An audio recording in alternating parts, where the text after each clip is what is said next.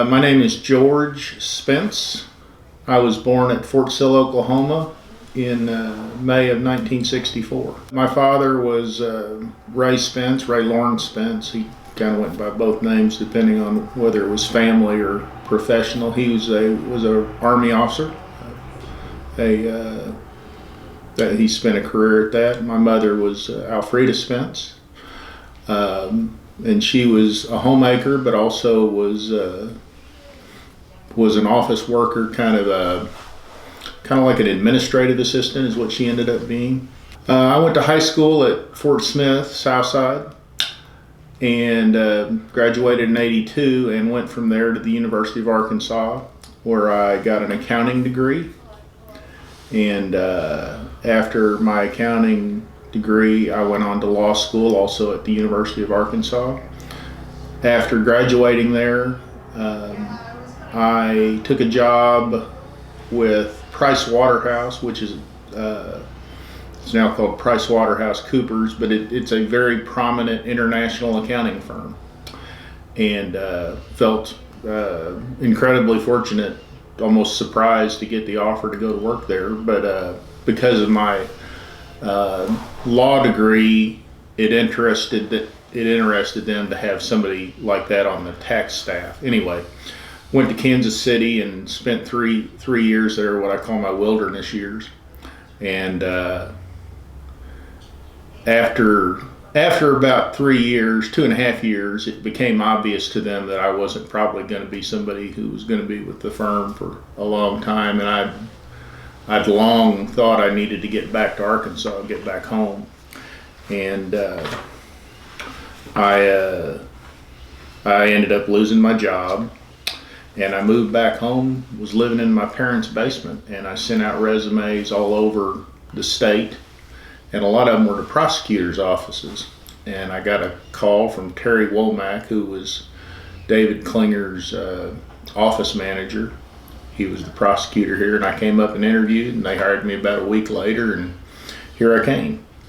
Working under Klinger was about the best learning opportunity that I think a lawyer could get. At that time particularly, I got the opportunity to work for David Klinger and get training by him, and I also received training more or less from Tom Keith, who was the circuit judge at the time. And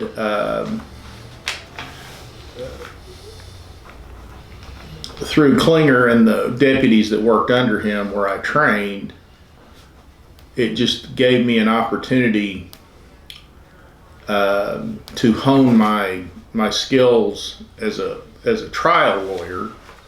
Not that some people want to just say they're big trial lawyers. Most of them aren't. Most people who claim to be trial attorneys, that just means they've had a trial at some point. But I wanted to be able to do that kind of work, and so I got the training. And then the aspect, Judge Keith held a high standard from the perspective of he wanted to. He came from a defense background, so he was kind of oriented that way. So he was actually going to make you prove your case. And so that combination, and I think the training that I had there has stood me well going into other courts. There were some instances when I went before Judge Story down in Washington County, and Judge Story kind of had a reputation of being difficult to be in front of. And like most judges, really all they want is for you to come in and do your job. And because I'd had the training here, I was able to do that job, and so I didn't have any problems in front of Judge Story. Yeah, Klinger was obsessive about preparation. And this is really kind of the training I was talking about. He wanted no surprises, and when we were going up to try a case, which was basically trying a case for him, he wanted us the same way. He wanted us to have asked all the questions. One of the cases I worked on when I was in the prosecuting attorney's office, the mayor of Bentonville, Don O'Neill, got accused of theft, more or less, from the city relating to having a water line. The allegation was that it was extended to his property. He made the change and it benefited him, all that sort of stuff. And myself, along with Tom Fortune and Kenny Farmer, who were deputy sheriffs. Tom worked for Benton County, and then Kenny was actually working at what was called the Bella Vista branch of the Benton County Sheriff's Office at that time. We did formal interviews, more than 250 interviews in that case. And that was all because when we got to trial, we didn't want to have any surprises. And and it was a big case. I mean, if you're prosecuting the mayor of Bentonville on something that at least tangibly relates to his duties, then that's a big political case. And so we were trying to nail it down as well as we could. 250. Yeah, well, and I also worked several homicide cases, and I mean, it was just relentless. The first homicide case I went out and worked on, it was October of 1992. The deputies, the way this worked was a deputy was always on call on the weekend. And when you're a young man, I was 25, I guess, when I went to work there. No, I take that back. I was 28.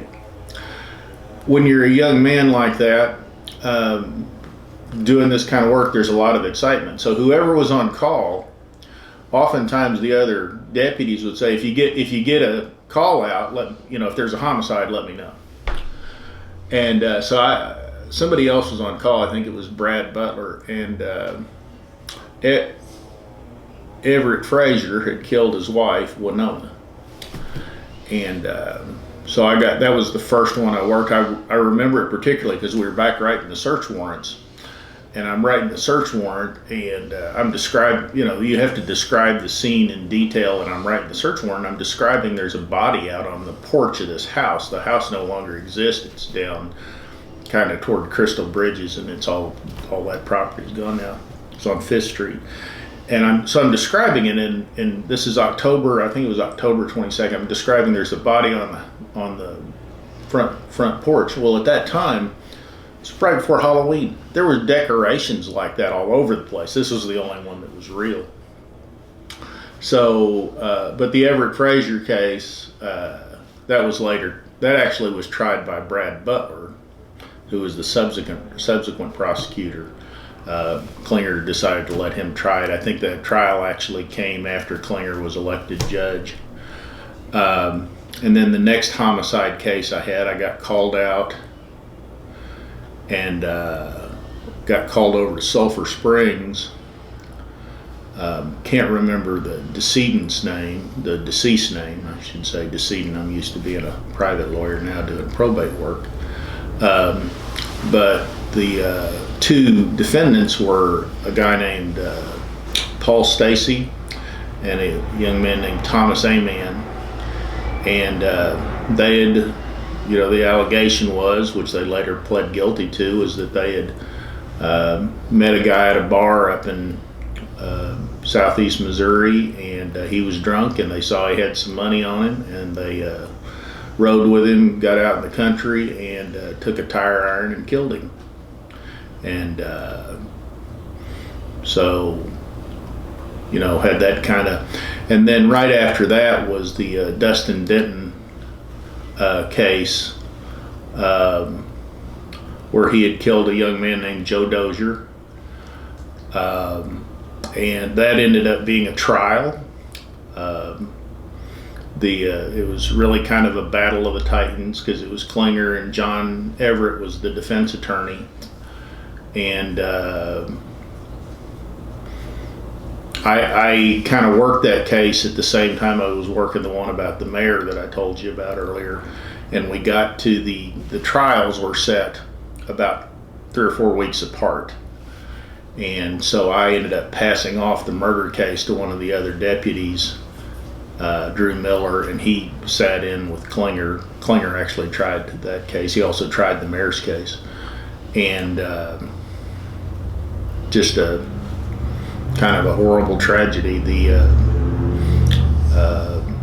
Dustin Denton was acquitted.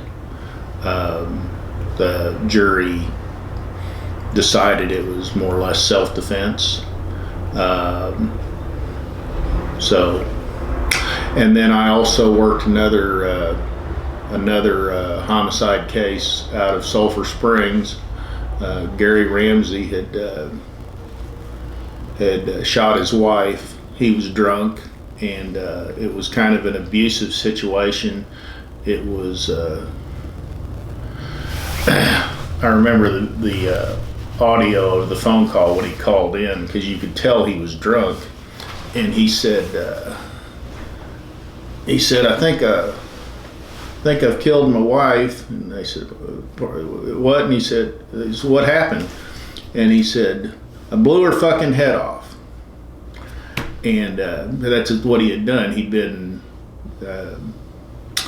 It was an abusive relationship, and he was drunk, and he was firing his gun, and he was kind of, I don't know if he's trying to scare or intimidate or what, but he was trying to shoot by her, and basically he missed, and he hit her in the cranium, and it blew off the top of her head. It was pretty horrific.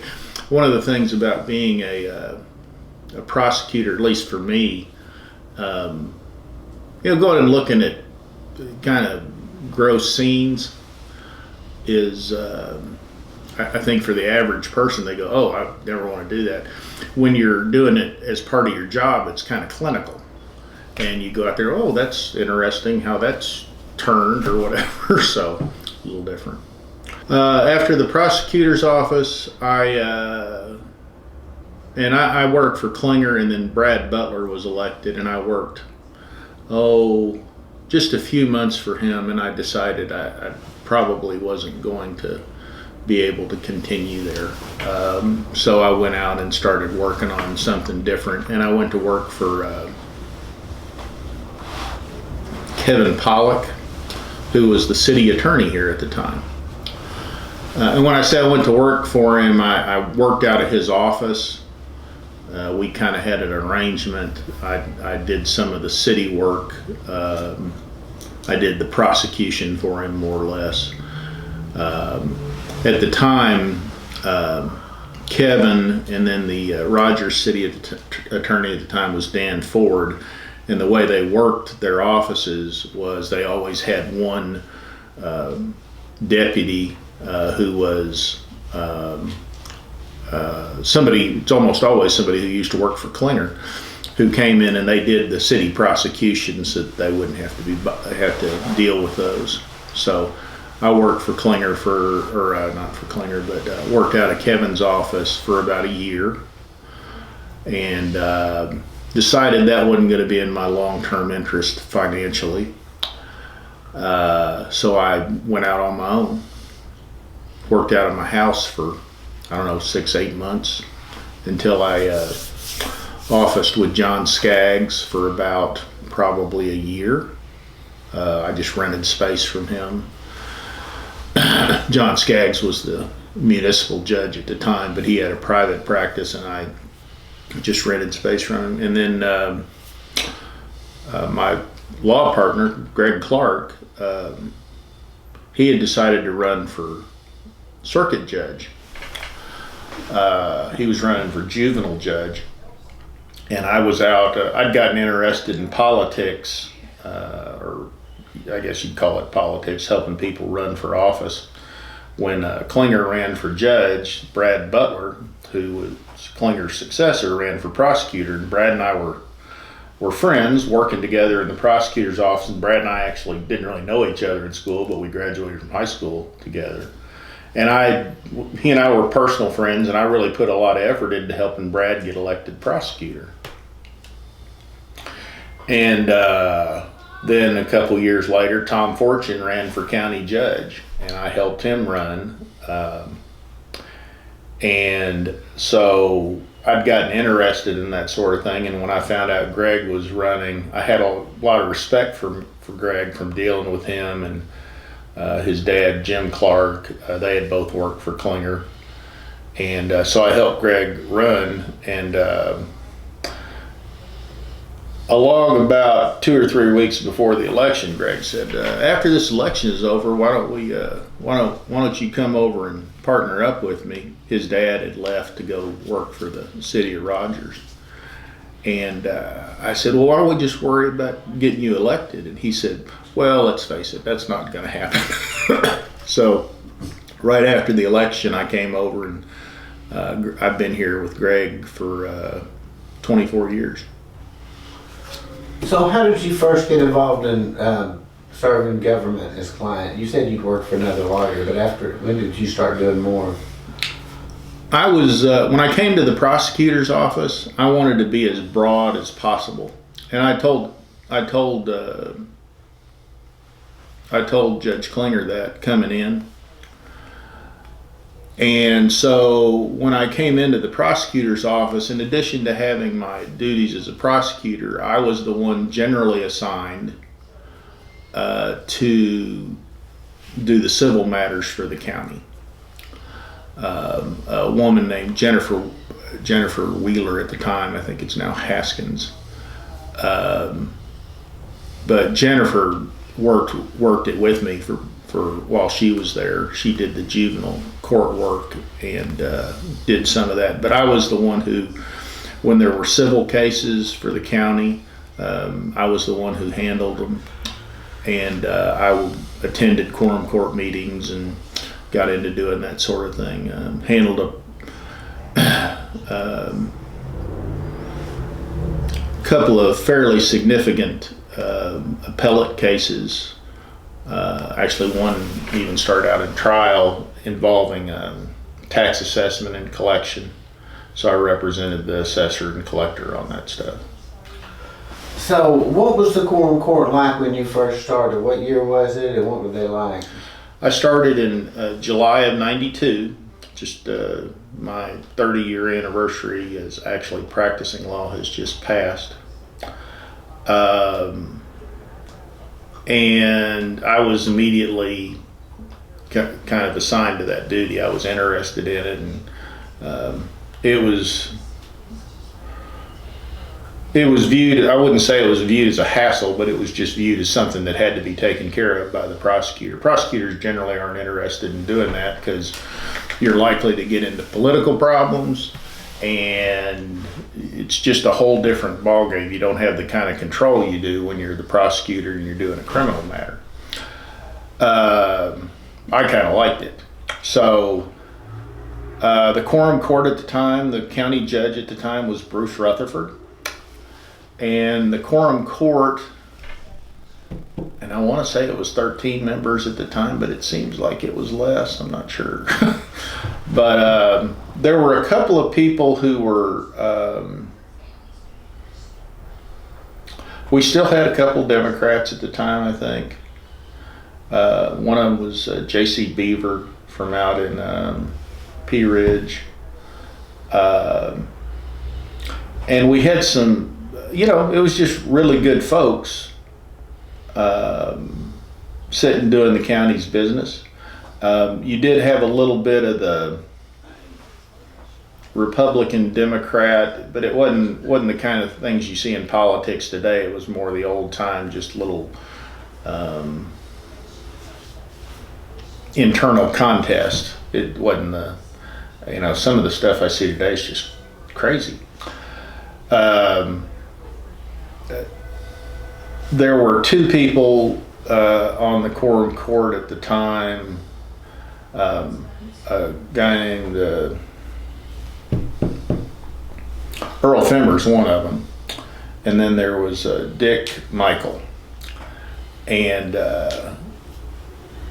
Earl and Dick were much more likely to be skeptical of things. Not that all of them didn't do their job, but they were almost, sometimes at the time particularly, I thought you're almost being obstructive. There was also a woman on the quorum court named Tamra. I want to say it was Tamra Sawyer. I think she still went by the name Sawyer. She had been married to a prominent local attorney and had divorced, and she was still around. But Tamra she could be, and she was a little bit more expressive about it. And she was just really country. The other two, Dick and Earl, were two guys that had made their living somewhere else and had retired and come here, and they were doing this. Tamara was from here, so she was more of the people. And then you had Ann Minor, who Ann was involved in a lot of the. She was very active and very good, very smart. She was from out at the Beaver Lake area, copper mine. She and her husband owned a lodge out there, which later had some problems because of a gas infiltration problem. But just a fine lady. Otis Cathy was the finance guy for the chair of the finance committee, and Otis also was a guy who'd retired here from someplace else. He and his wife were just fabulous. Dot was her name, and I used to see them at Republican functions. And then Tim Henderson, who's still around. He's out on the west side. He ran for county judge, about 2006 or so. And then J.C. Beaver, Dodie Evans was on the quorum court at the time. He was a newspaperman, and Dodie was kind of the conscience of the court. He kind of knew the history, and he could sit and talk about things, and he would really kind of sometimes challenge the court members to look a little deeper. Dennis Wolford, who I became close friends with later, was on the quorum court. He was probably in his early 30s then. He was a builder and a guy who did a lot of real estate, and he was somebody else who was. These folks were all just really competent and very interested in doing the county's business and seeing that things were done right. And then, I've told you about the quorum court, and then you had a whole cast of characters in the county offices at the time. Bruce was the county judge. Shirley Sandlin was the county assessor. She'd already been the county assessor for quite a while and remained in the county assessor's role for 8 or 10 years after that, and then ran for the quorum court, was on the quorum court for probably 10 years. And it was Shirley. The county collector at the time was Teresa Pockrass. Teresa I got to know a little later because after she got beat, she went to law school, so I got to deal with her some as a lawyer. And Teresa had a little bit different personality, but she ended up being great to talk to. There was a perception of them as being somehow resistant to what the county judge, Bruce Rutherford, was doing, and that they were somehow trying to control the county. And then you had Mary Lou Slinkard, who was the county clerk, and Gloria Peterson was the county treasurer at the time. And Gloria, 30 years later, is still in office. She's now the county collector and has been for 10 years or so. She retired and stayed out a while, came back and worked at the prosecutor's office for a year or two, and then decided to run for county collector. And she's been the collector for many years. And Gloria, she's great. Sue Hodges was the circuit clerk at the time. Although Brenda, the current circuit clerk, was around back then as a deputy. At that time, we didn't have an elected coroner. That came later.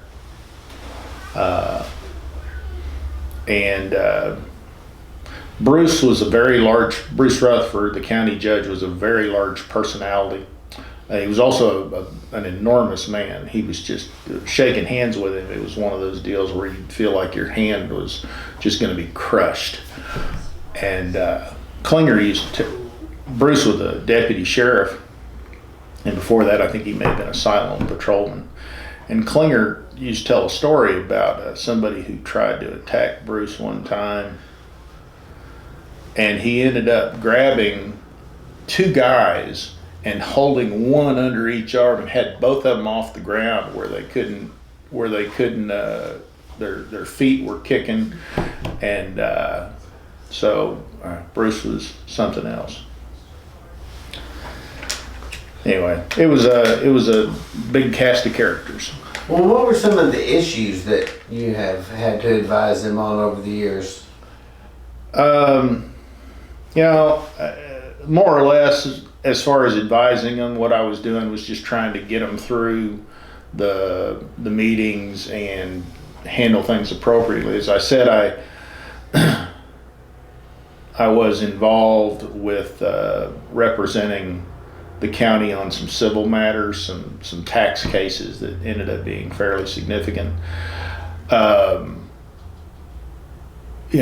We had the same issues then that we have now. When I travel around the country, I like reading the local newspapers. At least I used to when there were newspapers. And you pick up a newspaper virtually anywhere, a local newspaper, and they all say the same thing. It's just the names are different. Everybody has got some public official who's put their hand in the till. Everybody has problems about jail capacity.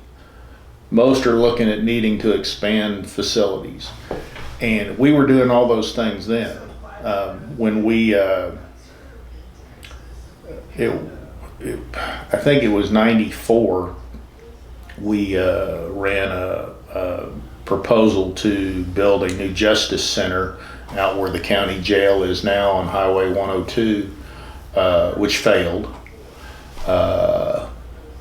And so we immediately were turning around trying to figure out what to do because we needed some room, and that ended up where we built the administration building. My recollection is we paid $2.9 million for the administration building when it was built. I'm sure it would cost 5 times that to build today. And just the real estate in downtown Bentonville would probably cost that today. So it was more of those kind of things. There was not,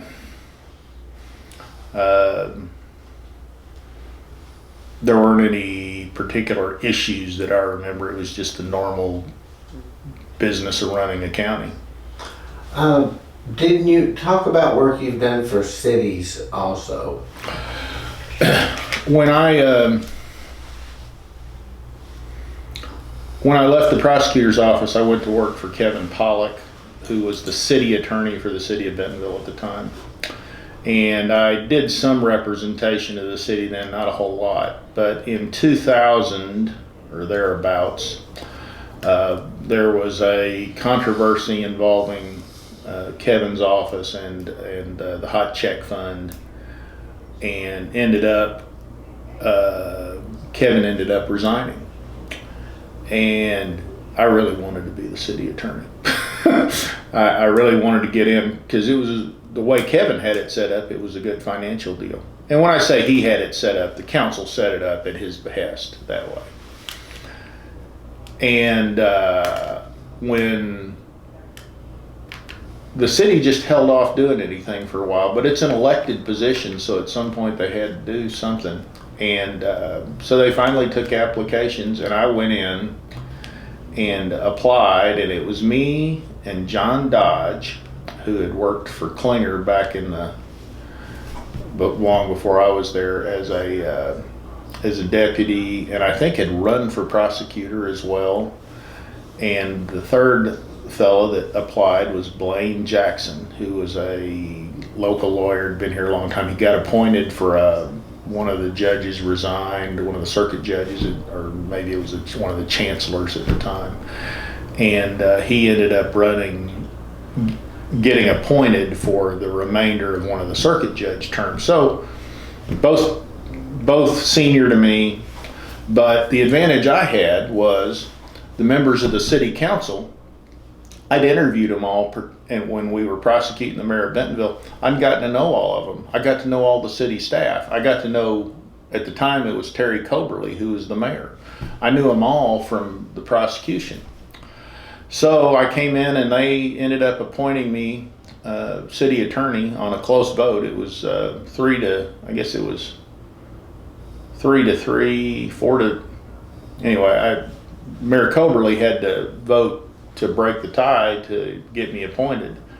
And that was in about July of, I want to say it was July of 2000.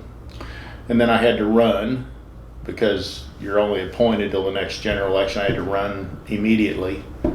And I've been elected no opposition since then, 4 times, I think. And they changed the role quite a bit when they had the problem with Kevin. There'd always been complaints about, and when I say complaints, this is from the city council members who felt like there wasn't enough control over the city attorney, because it was an elected office, so he was independent and could make his own decisions. So they wanted the mayor to have more control, so they ended up splitting the office into more or less a formal ceremonial portion, which is what I was appointed to, and then the working portion became an employee of the mayor. That's Camille Thompson, and has been ever since then. And so Camille and I have worked together over the years, and she and I are real good friends. And we've worked together on things, and she has actually brought me beyond the formal role into a lot more of a consultant role, and I've handled a number of cases for the city over time. Probably one of the more prominent ones was before so I'd left the county entirely, and before I went back to working for the county again in 2009, I represented the city before the Arkansas Supreme Court in oral arguments and briefing on a case involving the county road tax. And I represented the city of Bentonville. Judge Green appeared for the county. She was then the county's lawyer.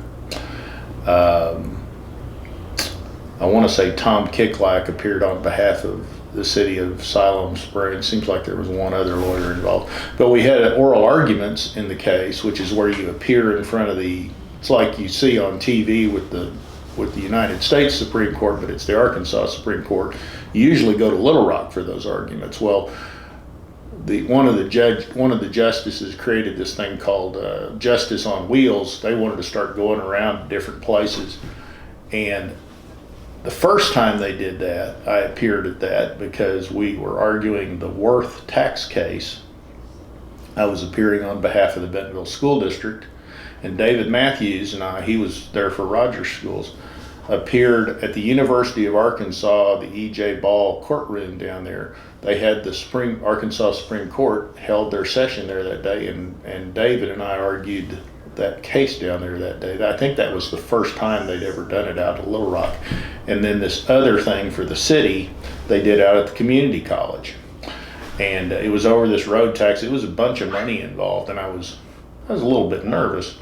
And not only because it was a big deal, but because since it was local, there were a whole bunch of local people that I knew out there. So, but it ended up going the city's way.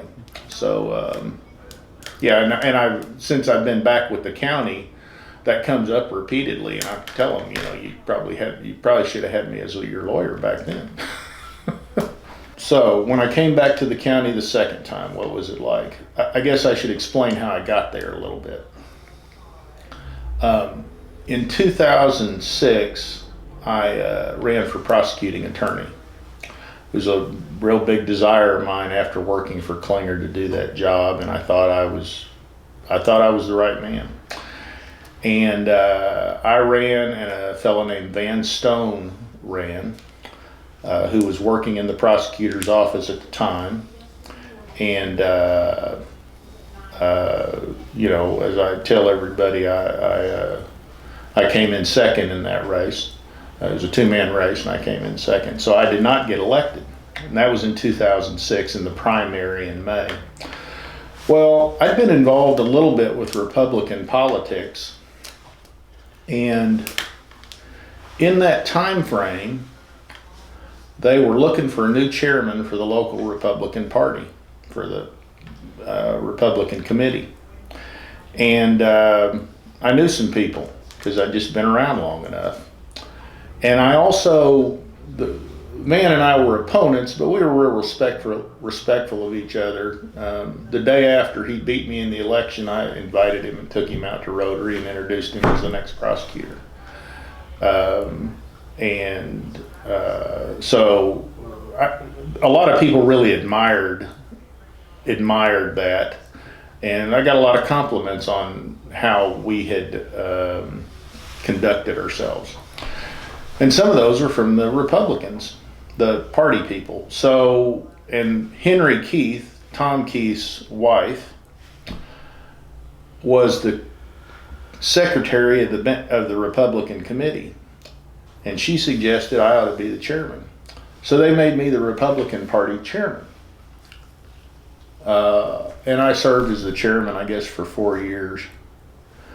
But, so all of this is going on, and then Judge Green, who's been the county attorney, gets elected judge, so she's leaving the county attorney role, and and at the same time, Gary Black is leaving as the county judge. And this is, I've told the subsequent county judges that I don't think that the county attorney and county judge should change out at the same time if it can be avoided, because I think it just causes some problems of nobody really knows what to do. Anyway, so the way I became county attorney at the time, Dave Bisbee became the county judge, and right before he took office, they didn't have a county attorney, so they were kind of flailing around with what to do, and he talked to Van Stone, who had been my opponent, who was the prosecuting attorney at the time, because unless there's somebody else selected, the prosecutor advises the quorum court, advises the county officials, and does all that work. For years, they'd had this other attorney in doing it, first Ed Garten and then Judge Green. So they didn't know what to do. And Van told Bisbee, let's go talk to George. And they came to the office one day and visited with me, and they wanted me to, I said, I don't want to be full-time. I had enough other stuff going on. At the time, I was still representing the school district, and I didn't want to give up those things for something that I felt was, could change at any time, how much they wanted you there. So I told them I'd wanted to do it. I'd do it, but I'd do it on a contract basis. And I said, this will be good for you, it'll be good for me, save the county money, and it'll be good for me because, I get some more work.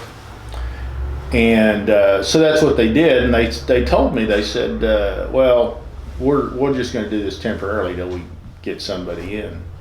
Well, very quickly, Judge Bisbee, Dave Bisbee, the county judge, decided he didn't want anybody else.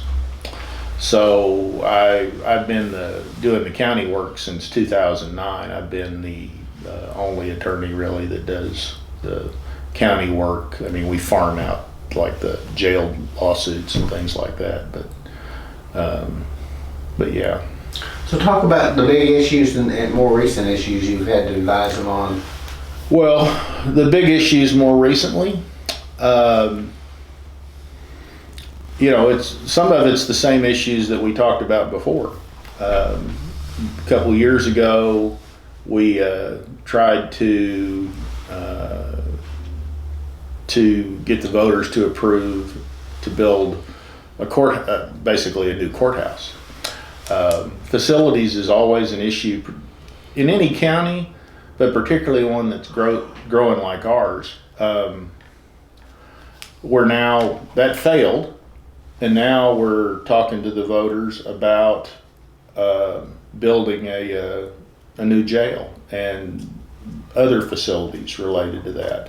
And it's the same kind of thing. I've talked a little bit about being involved with the school district here.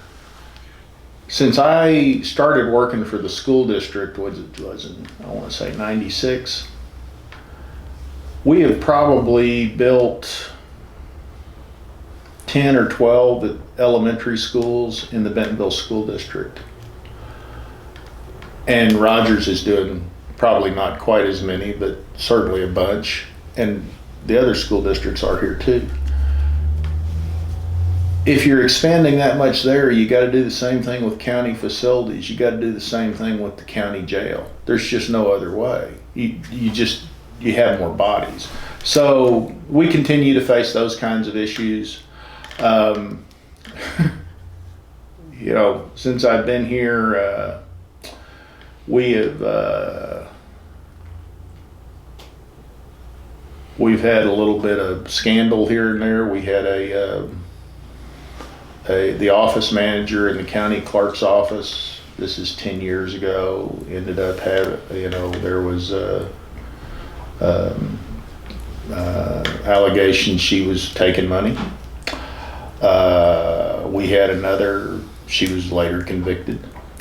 We had another lady who worked in the county accounting office who was convicted of taking a whole bunch of money.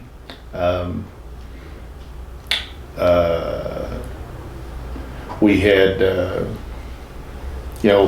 since I've been back, I guess when I got back, the sheriff was still Keith Ferguson. Well, we went from there to Kelly, whose last name escapes me at the moment. I don't really know why, but Craddock. Yeah, Kelly Craddock, and that was just a circus a lot of the time because Kelly just had much different ideas, and really, I'd say as much as anything, I don't think Kelly was paying as much attention to being sheriff as he should have.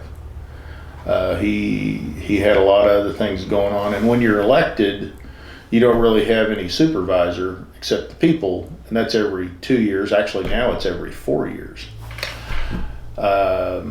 And you hire deputies and you basically allow them to do things, and over time it can just lead to you doing less and less. And Kelly eventually ended up resigning, and that was quite a traumatic thing. We had a couple of issues with regard to weather.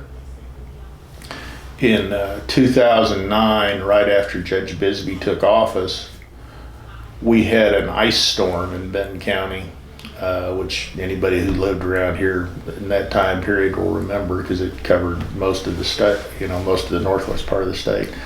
And we had a tremendous amount of damage to trees, roads, things like that.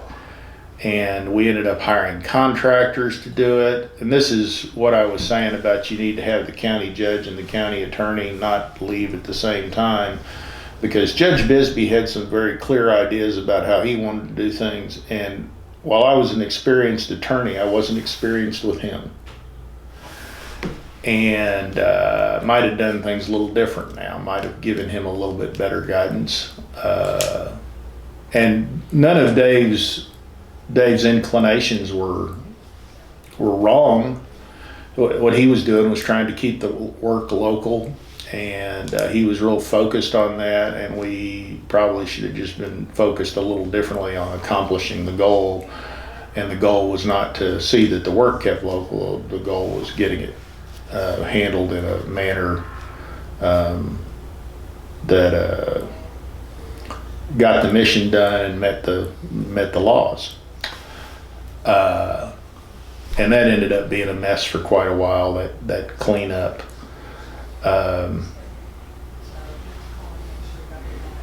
So, and then we had we've had several weather events. Roads are a constant issue if you're involved with the county. The county judge's main direction under the statutes is you're in charge of the roads. And in a lot of counties, that's a lot different than it is here because you don't have as much central administration duties. In Benton County, there's a little more of that because, well, I'd say other counties, the guys oftentimes are more just road oriented. Here, they're a little bit more administration oriented, the county judges. Well, personnel is always a big deal. When Judge Kleinert was in office, Bob Kleinert, we had the issue with the election commission, where had some election commissioners that were having some interaction problems with the employees, and we ended up changing the way that the election commission is set up. And that, gosh, that was a big, huge, I had to do a bunch of interviews and wrote a lengthy memo about kind of what had gone down and made some recommendations. But it used to be that the election commission was kind of a separate entity, and it still is, but all the employees of the election commission were actually under the election commissioners. We decided that we probably needed to have better supervision, so we moved everybody under the county clerk, and that's kind of changed things. And some of the election commissioners didn't like that. They liked having a little more control.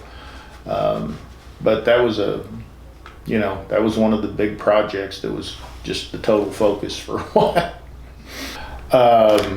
In the early 80s, with Reagan's election, particularly is when it started, the Republicans in Benton County really started to become more prominent in contest races. And over time, they got to where they had a lot of the offices. When I came in '92, I think we had 2 JPs that were Democrats. J.C. Beaver was, and I think there was one more JP. 2 of the judge at the time, all the judges in the state were elected on a partisan basis. And Judge McCullum, Sid McCullum, who's passed away recently, he was a Democrat. David Klinger, when I got here and went to work for him, was a Democrat. He switched parties when he ran for judge a few years later, but he was a Democrat when I got here and had been the whole time. But things were slowly turning, and over time it became more and more Republican. The state as a whole tended to hold more Democrat, and it was kind of odd because throughout the South at that time everything was flipping Republican, flipping red.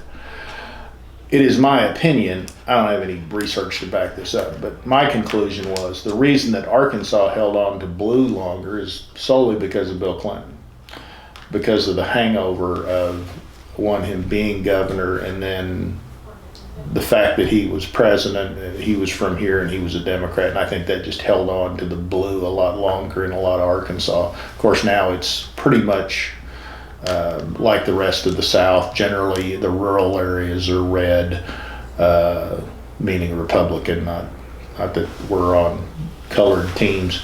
And generally, the cities are more Democrat, more blue.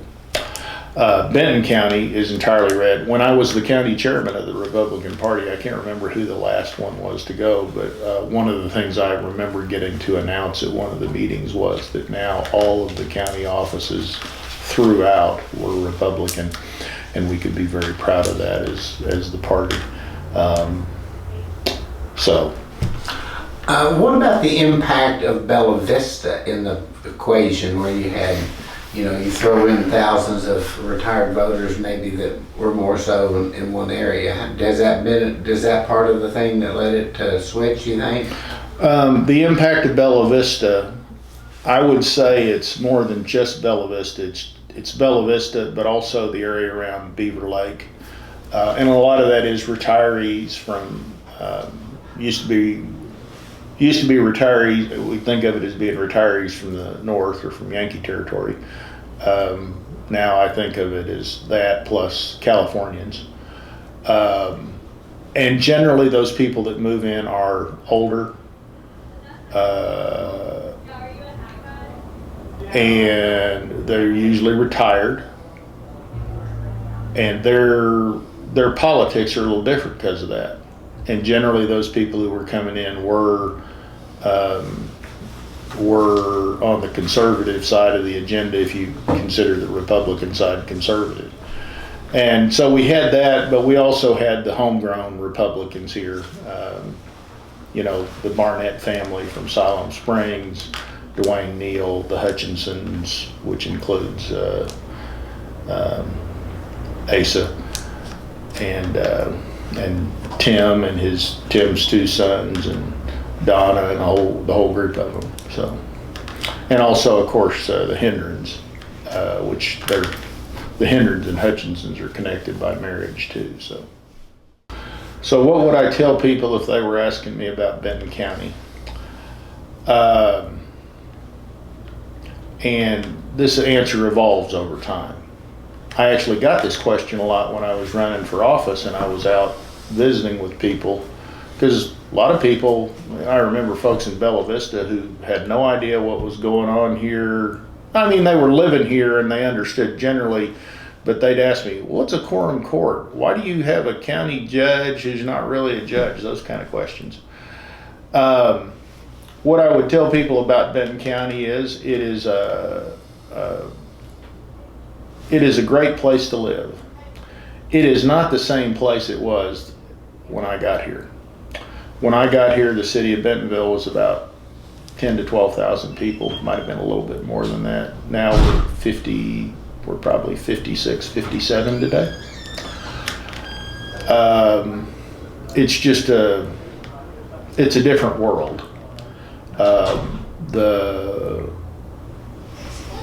Everything's so busy. My office is about a block off the square, and I've been in this office. My partner has owned this building, or owned half of this building, since 1986, and I've owned my half of the building since 1998. And I can remember coming down here on the weekends to work, because I had a trial, or I used to do tax returns, and I'd come down here the 2 weeks before tax season. I'd be here nights, weekends, everything. And I can remember walking out and I would be the only person in downtown Bentonville. And it was like you see in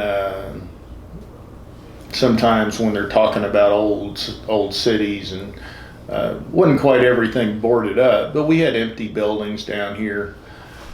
Well, now you can't come down here any time of day and there not be people down here. On the weekends, on Saturday, you can't come to downtown Bentonville because they got the farmers market, and it's not a little casual thing like it once was. It's almost like a big business. There's so many people down here. So it's changed. It's crowded. Although, having said that, I just got back from a trip where I drove through Nashville and Knoxville. So crowded is all a relative term. But it is just much different. It's not quiet. It's not, property values have gone through the roof. We have a different kind of people here. Bentonville in particular is trying to do things to increase the density of downtown. And so we have changed our zoning laws such that when they build new things downtown, everything's closer together. And part of it is people are different. I still mow my own yard. I'm about the only person around my neighborhood that does. And when I got here, everybody did. And part of that is just the changing character. I think young people just have a different attitude about those sort of things, and were brought up differently than I was. My favorite thing about Benton County are the people. And it is changing, but the people that I have a great affection for are the old timers. I said I grew up in Fort Smith and I went to high school there. My people, so the way they say, my kin, are all from Greene County, which is Paragould. and it's had some growth too. But I kind of think of the people of Benton County as I do the people from that county. My family, I'm related to a bunch of people in Greene County, and they're just good folks.